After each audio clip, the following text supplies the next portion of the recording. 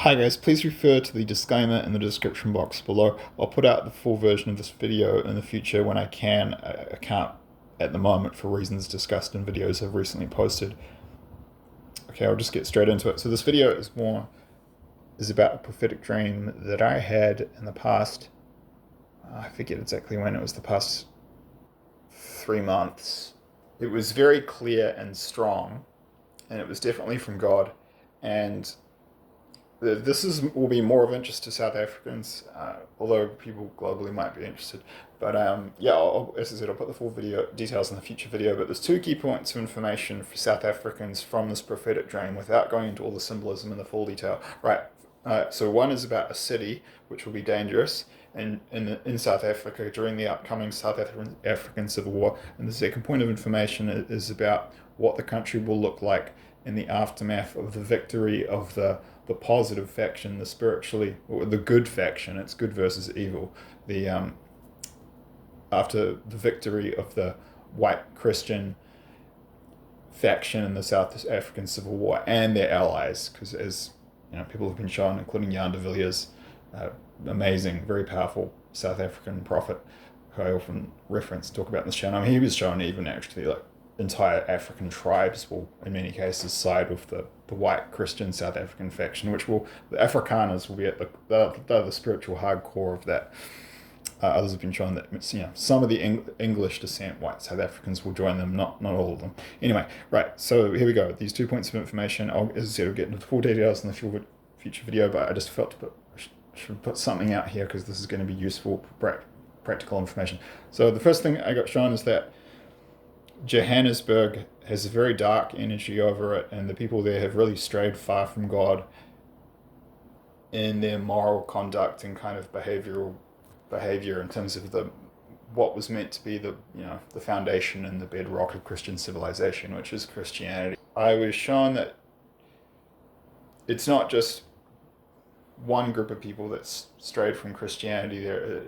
I'll get into it in the full video, but Nicholas Siener and Rensburg was shown the same thing in a dream more than 100 years ago. These are the oldest prophetic dreams from a Christian prophetic dream seer of World War III, and he was shown that.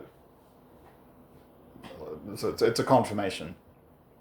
Interestingly, we both have the same first name, Nick. Well, I go by Nick, but my full legal name is Nicholas.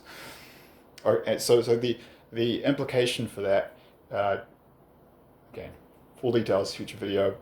So giving it brief here, but in terms of the practical implications to South Africans, I would just say avoid Joburg, and that's for everyone, not just whites, and whites in particular, because they're being targeted openly for genocide by an anti-white racist government. And it is worth noting that the global media denies that this is even happening, which is absolutely disgusting and shocking. And they didn't deny it when there was racism and apartheid towards blacks in South Africa, but when it happens to white Christians, it doesn't exist. It's a conspiracy theory. Well, that's a lie. It's a whole nother rabbit hole if you want to go down there. But look at who owns the media. So basically, most Western countries have betrayed the white South Africans and the Afrikaners in particular, and this is an absolutely disgusting abomination of a. Don't even get me started. It gets me so angry.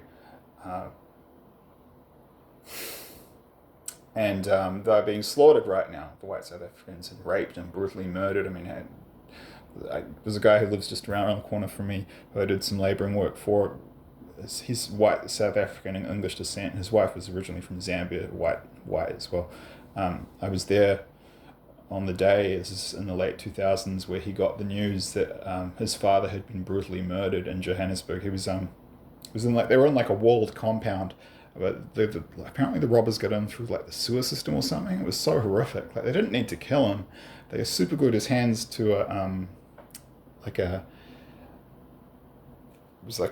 cycling exercise machine, and they just smashed his skull to bits with like some an iron bar or something. These black guys, and then I have another I've got a South African friend who lives very close to me where I'm currently living, and he used to live in Durban. He had a friend in Durban white guy who was just out for a stroll in the Japanese garden in Durban. These three black guys came up to them, held a knife to his neck, and they made him watch as they each took turns raping his girlfriend in front of him. And a lot of these crimes are racist, anti-white, like hateful. Like if you go on X, you'll see they're all saying like, "We're going to kill you all. We're going to take your land." They even openly sing to stadiums about it. Most of the West has abandoned God and Christianity, so of course naturally they've completely betrayed them and stabbed these people in the back, which is disgusting. But so that the first point of information was kind of dark. The second one was much more hopeful and bright. I was shown simply in the aftermath of the South African Civil War, it's going to be a complete backfire for the evil bastards who want to genocide and kill all the whites and take all the land. And as they've said in their own words, we're going to kill your children and your pets. These people are psychos.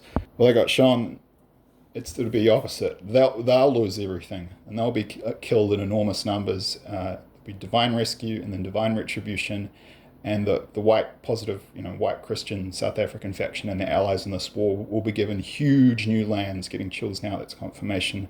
They will conquer massive new territories, and the new South Africa will be far, far bigger than it is today. I've specifically shown Zimbabwe will be just one of these new territories. There'll be like multiple countries today that exist around South Africa that will be part of the new South Africa. And it'll be a place of peace and prosperity.